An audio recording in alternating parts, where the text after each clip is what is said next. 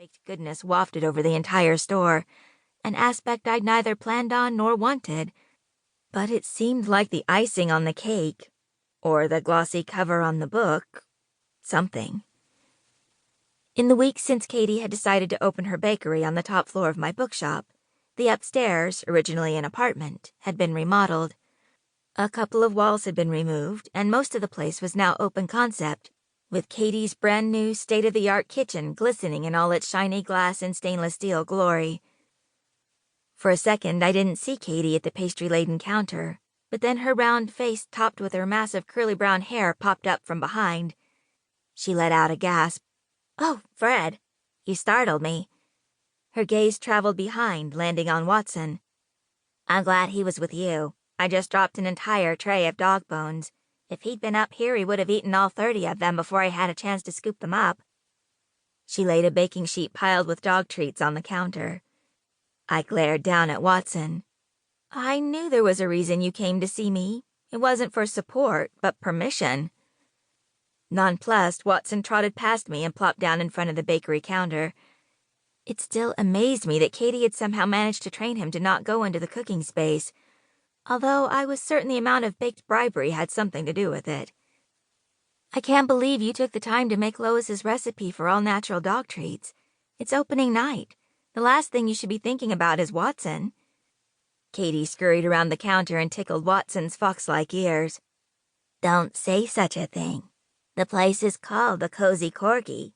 Watson is the star." By way of response, Watson lay, rolled over, and waited expectantly for Katie to rub his stomach. She obliged. Watson was one of the most reserved dogs I'd ever met, and there were few people he seemed to go crazy over. Katie wasn't one of the people he adored on principle, but he'd most definitely come to believe she was there to serve him. "Do you mind if he has one?" She finished scratching Watson and stood, already reaching for one of the massive dog treat bones, certain of my response. "Goodness knows I've come up here enough times to sample everything you've done today. It would be rather hypocritical to deny him." I spared another glance around the space. Katie's bakery was a perfect match to the bookshop below. Somehow she'd successfully blended old antique tables with rustic log chairs and intermingled some of the spaces with overstuffed couches.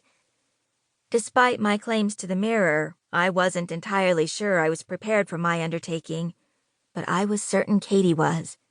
I had no doubt she was born to be a baker. "You doing okay?" Katie walked over to me, capturing my attention. "You look like you're going to be sick." "Just nervous, but I'll be fine." I pulled out my cell from the pocket of my broomstick skirt and glanced at the time. 5 minutes. You ready?" Katie squealed in way of response, threw her arms around me and pulled me down into a hug. "This is going to be the best night ever." "Fred, darling, it's perfect. All of it, absolutely perfect." Mom reached out and squeezed my hand. "It's you.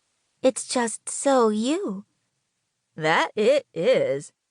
My Uncle Percival took me by my shoulders and angled me toward him. "The question is, are you you?" He looked over at his husband Gary and widened his eyes.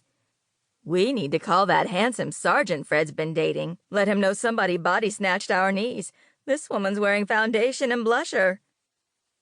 Gary rolled his eyes and offered me his kind, bright smile. "You look lovely, Fred, but then again you always do." I shoved Percival off. "You are a pain. And I'm not dating Branson. We've only gone to dinner a couple of times." Barry arrived as if out of thin air, waving one of Katie's ham-and-cheese croissants in the air. "Have you all had these yet? That woman is a miracle worker." My stepfather tore off a piece and tossed it to Watson, who was cavorting at his feet. Barry was one of the few my corgi truly did lose his mind over, even when food wasn't involved. "I left Zelda and Verona up there. I'm pretty sure they're clearing out everything Katie has in stock." I have to agree with you. Katie is a bit of a miracle worker, and that says a lot coming from someone who didn't even want a business partner up until a couple of weeks. My brain caught up with my mouth, and I gaped at Barry before jerking the croissant out of his hands. Though he